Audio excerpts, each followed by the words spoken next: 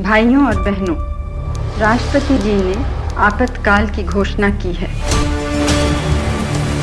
इसी वाक्य के साथ भारतीय लोकतंत्र की सबसे काली रात शुरू हुई।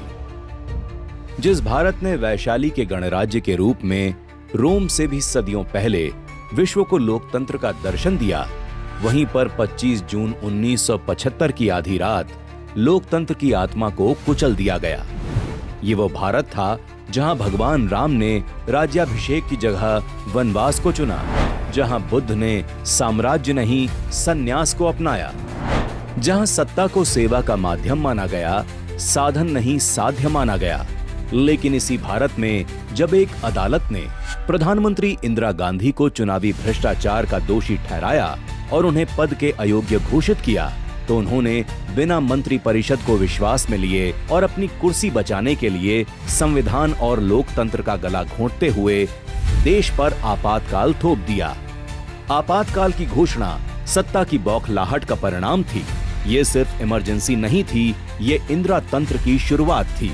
कांग्रेस की खराब नीतियों की वजह से सन 1969 से ही देश गंभीर आर्थिक संकट, महंगाई, भ्रष्टाचार और बेरोजगारी से जूझ रहा था और इस कुशासन के खिलाफ छात्र, मजदूर और रेलवे कर्मचारी देश में बड़े आंदोलन की तैयारी कर रहे थे।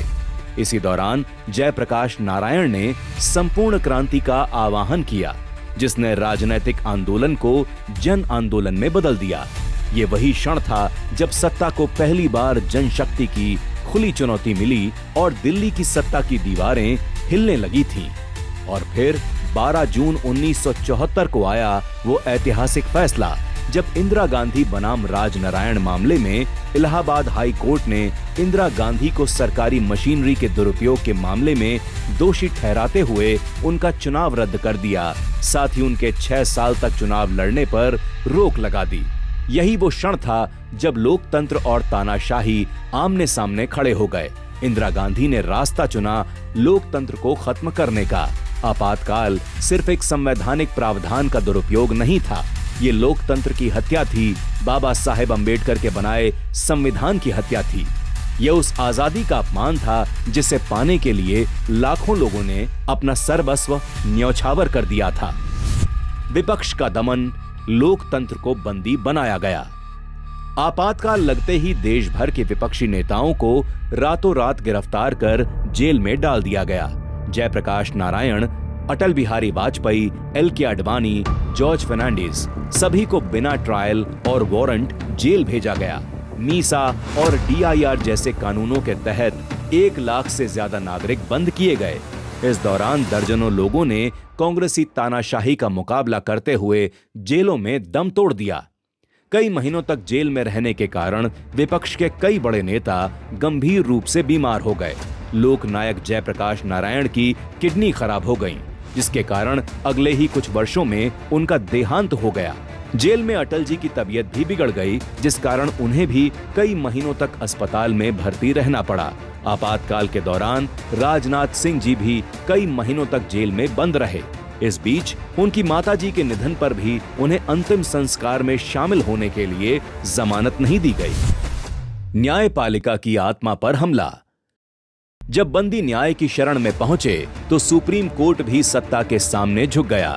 ADM जबलपुर केस में 5 में से 4 जजों ने माना कि आपातकाल में नागरिकों के पास जीवन और स्वतंत्रता का अधिकार नहीं है। सिर्फ एक न्यायमूर्ति HR खन्ना ने इसका विरोध किया और कहा, अगर जीवन और स्वतंत्रता का अधिकार नहीं रहेगा तो बाकी अधिकारों का क्या मतलब। नतीजतन उन्हें सीनियर होने के बावजूद मुख्य न्यायाधीश नहीं बनाया गया। वहीं 1973 में केशवानंद भारती केस में सरकार के पक्ष में फैसला देने पर इंदिरा गांधी ने वरिष्ठता की परंपरा तोड़कर AN रे को CJI बनाकर इनाम दिया। मीडिया का गला घोंटा। इंदिरा सरकार ने आपातकाल की घोषणा के साथ ही मीडिया का गला घोंट दिया। दिल्ली के बहादुर शाह जफर मार्ग पर आधी रात को प्रेस ऑफिस की बिजली काट दी गई ताकि अगली सुबह कोई अखबार आपातकाल की खबर न छाप सके। इसके साथ सारे देश में मीडिया पर सेंसरशिप लागू कर दी गई, जिसमें अखबारों को हर सामग्री सरकार की अनुमति से छापनी होती थी। पत्रकारों को डराया धमकाया गया। प्रेस काउंसिल ऑफ इंडिया भंग कर दी गई। इंडियन एक्सप्रेस और स्टेट्समैन जैसे अखबारों ने इस तानाशाही के विरोध में पहला पन्ना खाली छापा। संविधान पर सत्ता की चोट। आपातकाल के दौर में सरकार ने संविधान में कई संशोधन कर लोकतांत्रिक संस्थाओं को कमजोर और सत्ता को निरंकुश बनाने का प्रयास किया। 1975 में हुए 38वें संशोधन के तहत राष्ट्रपति और मंत्रिपरिषद के फैसलों को न्यायिक समीक्षा से बाहर कर दिया गया, जिससे सत्ता के फैसलों पर कोई कानूनी सवाल नहीं उठाया जा सकता था। इसके बाद 39वें संशोधन में इंदिरा गांधी के अवैध चुनाव को अदालत की जांच से छूट दे दी गई और एक तरह से प्रधानमंत्री पद को कानून से ऊपर रखा गया। 1976 में हुए 40वें संशोधन ने सरकार को भूमि और प्राकृतिक संसाधनों पर पूर्ण नियंत्रण दे दिया, जिससे नागरिकों के संपत्ति अधिकारों और अदालतों की भूमिका को सीमित कर दिया गया। 1976 में ही 41वें संशोधन के जरिए लोक सेवा आयोगों के अधिकारियों की सेवा अवधि बढ़ाई गई, जिससे सरकार अपने वफादार अधिकारियों को 2 साल अतिरिक्त पद पर रख सके। ये निष्पक्ष प्रशासन के सिद्धांतों के विरुद्ध था। अंततः 42वें संशोधन ने संसद को असीमित शक्तियां दी, न्यायपालिका की स्वायत्तता पर चोट की और नागरिकों के मूल अधिकारों को सीमित किया। ये संशोधन आपातकाल की तानाशाही प्रवृत्ति को कानूनी रूप देने वाला सबसे बड़ा उदाहरण था। शिक्षा का कांग्रेसीकरण, छात्रों पर अमानवीय अत्याचार। आपातकाल के दौरान देश भर में छात्रों, शिक्षकों, किसानों और आम नागरिकों पर भीषण अत्याचार किए गए। केरल, तमिलनाडु और कर्नाटक जैसे राज्यों में प्रदर्शनकारियों को लाठियों से पीटा गया, उल्टा लटकाया गया और एरोप्लेन टॉर्चर जैसी अमानवीय यातनाएं दी गईं। इंजीनियरिंग छात्र पी राजन को पुलिस उठा ले गई और वे कभी वापस नहीं लौटे। छात्र नेताओं रवि, श्रीकांत, उदय शंकर, शेषा, हेमंत और जसबीर सिंह को गरम मोम, मिर्च, जहरीले कीड़ों और बूटों से टॉर्चर किया गया। आंध्र प्रदेश में छात्रों को जानवरों की तरह पीटा गया, गर्भवती महिलाओं को जंजीरों से बांधा गया और दिल्ली विश्वविद्यालय में एक ही दिन में 200 शिक्षकों को गिरफ्तार किया गया। राजस्थान में प्रदर्शनकारियों और वकीलों को बिजली के झटके दिए गए और जोधपुर में लोगों को हम गद्दार हैं की तख्तियां पहनाकर अपमानित किया गया। ओडिशा में 9वीं 10वीं के बच्चे 5 महीनों तक जेल में रखे गए। कॉलेजों और विश्वविद्यालयों में विरोधी लेखन और विचारों पर रोक लगाई गई। ये दौर भारत के लोकतांत्रिक इतिहास में क्रूर दमन और भय की मिसाल बन गया। इंदिरा सरकार द्वारा जबरन नसबंदी की क्रूरता। इंदिरा सरकार ने जनसंख्या नियंत्रण के नाम पर देश भर में जबरन नसबंदी अभियान चलाया। गरीबों को पकड़ पकड़ कर ऑपरेशन कराए गए, जैसे सरकार का उद्देश्य गरीबी नहीं, गरीब को ही खत्म करना हो। इस दौरान 1 करोड़ से ज्यादा लोगों की जबरन नसबंदी की गई, जिसकी वजह से 2000 से ज्यादा लोगों की मौत हो गई। वहीं अतिक्रमण हटाने के नाम पर तुर्कमान गेट और नसबंदी के नाम पर मुजफ्फरनगर में सैकड़ों लोग मारे गए। आपातकाल की आंधी में जलाए रखा लोकतंत्र का दीपक। जब पूरा देश डरा हुआ था, तब कुछ साहसी युवाओं ने लोकतंत्र की रक्षा की मशाल थामी। आरएसएस के प्रचारक नरेंद्र मोदी जी ने आपातकाल में ट्रेन से लोगों तक संदेश सामग्री पहुंचाई। आपातकाल के दौरान मोदी जी ने विभिन्न भेष बदलकर पुलिस से बचते हुए आंदोलन को जारी रखा।